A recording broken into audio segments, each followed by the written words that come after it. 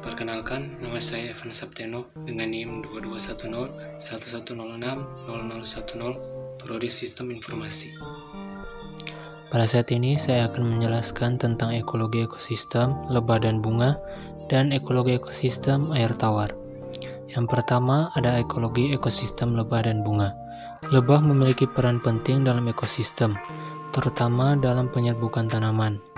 Ketika lebah mengonsumsi nektar bunga dan serbuk sari, mereka melakukan penyerbukan pada tanaman, yang meningkatkan keanekaragaman hayati dan keanekaragaman genetik dalam komunitas tumbuhan.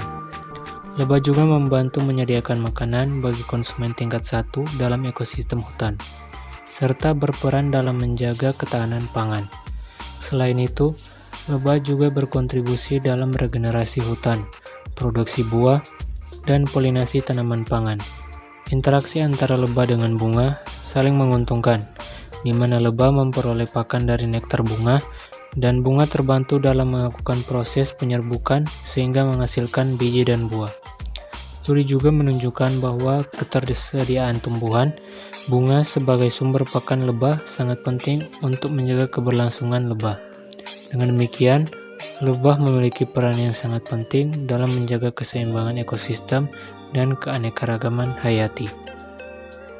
Yang berikutnya ada ekologi ekosistem air tawar. Ekologi ekosistem air tawar mempelajari interaksi antara komponen biotik dan komponen abiotik dalam lingkungan air tawar, yang terdiri dari makhluk hidup dan lingkungan air tawar itu sendiri.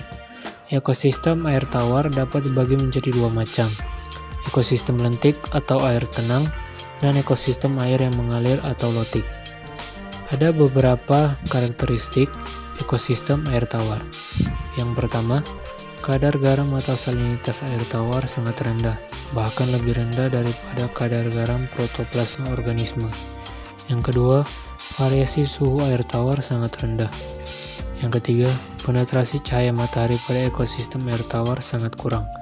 Yang keempat, ekosistem air tawar dipengaruhi oleh iklim dan cuaca. Yang kelima, tumbuhan yang paling banyak dijumpai pada ekosistem air tawar adalah jenis ganggang, sedangkan lainnya tumbuhan biji. Ekosistem air tawar mencakup berbagai jenis makhluk hidup seperti plankton, zooplankton, dan fitoplankton. Fitoplankton adalah makanan bagi zooplankton dan ikan-ikan kecil. Keberadaan fitoplankton menjadi indikator kualitas ekosistem air tawar. Beberapa contoh habitat ekosistem air tawar meliputi perairan lotik dan perairan lentik. Organisme yang hidup di ekosistem air tawar umumnya telah beradaptasi seperti adaptasi tumbuhan yang bersel satu dan dinding selnya kuat, serta hewan yang bergerak aktif dengan menggunakan otot yang kuat. Demikianlah penjelasan saya tentang ekologi ekosistem lebah dan bunga serta ekologi ekosistem air tawar. Terima kasih.